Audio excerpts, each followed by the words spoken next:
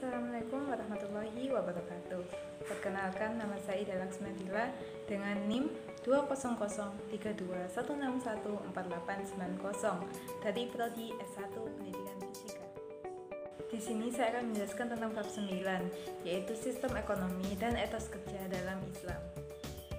Pada bab 9 ini, mahasiswa diharapkan dapat memahami konsep dan nilai-nilai ekonomi Islam, perbedaan ekonomi Islam dengan ekonomi kapitalis dan sosialis, merespon praktik-praktik ekonomi modern, hukum bunga bank, serta memiliki etos kerja dan kemandirian dalam hidup.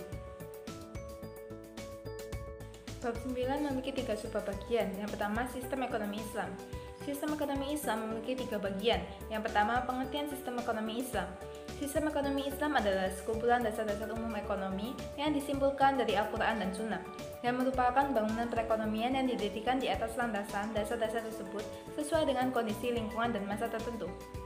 Pendekatan Islam dalam ekonomi antara lain: yang pertama, konsumsi manusia dibatasi sampai pada tingkat yang perlu dan bermanfaat bagi kehidupan manusia. Kedua, alat pemuas dan kebutuhan manusia harus seimbang. Ketiga, dalam pengaturan distribusi dan sirkulasi barang dan jasa, nilai-nilai moral harus ditegakkan.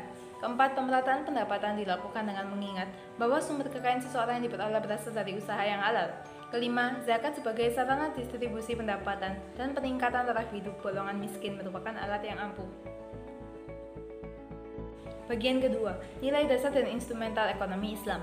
Nilai-nilai dasar ekonomi Islam sebagai implikasi dari asas filsafat tauhid ada 3. Yang pertama, kepemilikan. Kepemilikan oleh manusia bukanlah penguasaan mutlak terhadap sumber-sumber ekonomi, sebab sesungguhnya segala sesuatu yang ada di dunia adalah milik Allah. Kedua, keseimbangan. Keseimbangan merupakan nilai dasar yang mempengaruhi berbagai aspek tingkah laku ekonomi seorang muslim. Dijelaskan dalam surat Al-Furqan ayat 67. Keseimbangan yang dimaksud adalah keseimbangan antara kepentingan dunia dan akhirat, keseimbangan antara kepentingan individu dengan kepentingan umum, dan keseimbangan antara hak dan kewajiban. Ketiga, keadilan. Keadilan adalah kebijaksanaan dalam mengalokasikan sejumlah kecil kegiatan ekonomi tertentu bagi orang yang tidak mampu memasuki pasar, yaitu melalui zakat, infak, dan sedekah kepada orang miskin yang tidak ditentukan jenis, jumlah, maupun waktunya. Bagian ketiga, perbedaan sistem ekonomi Islam dengan sistem ekonomi kapitalis dan sistem ekonomi sosialis. Sistem ekonomi kapitalis bersifat individual, dan sistem ekonomi sosialis memberikan hampir semua tanggung jawab kepada warganya. Adapun yang membedakan sistem ekonomi Islam dengan sistem-sistem ekonomi lainnya, sebagaimana diungkapkan oleh Suroso. Yang pertama, asumsi dasar sistem ekonomi Islam adalah syariat Islam. Dilihat dalam surat Al-Baqarah ayat 208. Kedua, prinsip ekonomi Islam adalah penerapan asas efisiensi dan manfaat dengan tetap menjaga kelestarian lingkungan alam. Dilihat keturunannya dalam surat Ar-Rum ayat 41. Ketiga, motif ekonomi Islam adalah mencari keseimbangan antara dunia dan akhirat dengan jalan beribadah dalam arti yang luas. Persoalan motif ekonomi menurut pandangan Islam dapat dilihat ketentuannya dalam surat Al-Qasas ayat 77. Subbab kedua, respon Islam atas transaksi ekonomi modern, memiliki 2 bagian. Yang pertama, e-commerce. E-commerce adalah bisnis online yang menggunakan media elektronik internet secara keseluruhan. Dalam pandangan Islam, jual beli memiliki rukun dan syarat. Rukun jual beli ada 3. Yang pertama, orang yang bertransaksi dengan syarat berakal dan dapat membedakan baik dan buruk. Kedua, sigot, ijab dan kabul. Ketiga, barang sebagai objek transaksi dengan syarat barangnya dapat dimanfaatkan, milik orang yang melakukan akad mampu menyerahkannya, dan barang yang diakadkan ada pada diri orang tersebut. Kedua, bunga bank.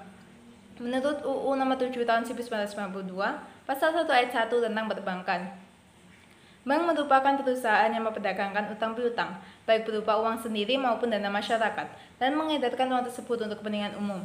Dilihat dari sistem pengelolaannya, bank dikelompokkan menjadi 2 jenis, yaitu bank konvensional dan bank syariah. Bank konvensional adalah bank yang menggunakan sistem bunga dalam bertransaksi dengan nasabah. Bank jenis ini ada 2 macam, yaitu bank umum dan bank berkreditan. Bank syariah dan praktiknya. Bank syariah adalah bank yang dirancang sesuai dengan ajaran atau syariat Islam. Subbab ketiga, etos kerja dan kemandirian hidup, memiliki 2 bagian. Yang pertama, etos kerja Islami.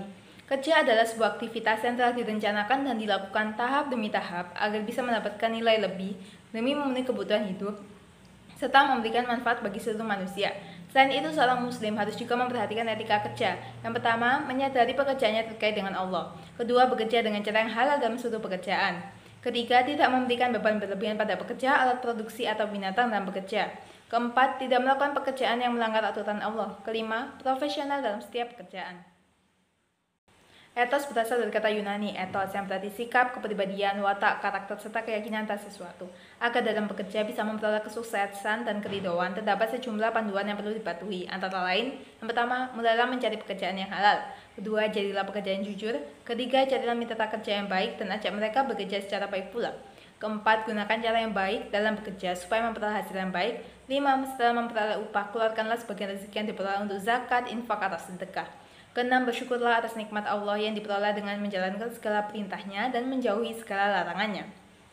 Etos kerja Islami memiliki beberapa karakteristik, antaranya baik dan bermanfaat, kualitas kerja yang mantap, kerja keras, tekun dan kreatif, berkompetisi tolong-menolong, objektif, disiplin atau konsekuen, konsisten dan istiqomah, percaya diri dan kemandirian, efisiensi dan hemat. Bagian kedua, kemandirian dalam Islam. Kemandirian Islam dibangun atas dasar tauhid, sehingga manusia cukup bergantung hanya kepada Allah tanpa menafikan kerjasama dengan sesama untuk melipat gandakan kinerja. Dalam surat At-Taud ayat 11 ditegaskan bahwa Allah tidak mengubah nasib suatu kaum sebelum kaum itu gigih mengubah nasibnya sendiri. Arti surat Taud ayat 11, bagi manusia ada malaikat-malaikat yang selalu mengikutinya bergiliran di muka dan di belakang. Mereka menjaganya atas perintah Allah. Sesungguhnya Allah tidak merubah keadaan suatu kaum sehingga mereka merubah keadaan yang ada pada diri mereka sendiri. Dan apabila Allah menghendaki keburukan terhadap suatu kaum, maka tak ada yang dapat menolaknya. Dan sekali-kali tak ada pelindung bagi mereka selain Dia. Kesimpulan dari bab 9, sistem ekonomi dan etos kerja dalam Islam saling berkaitan satu sama lain dan saling melengkapi. Sekian yang dapat saya sampaikan. Apabila ada kurang lebihnya, saya mohon maaf yang sebesar-besarnya. Wassalamualaikum warahmatullahi wabarakatuh.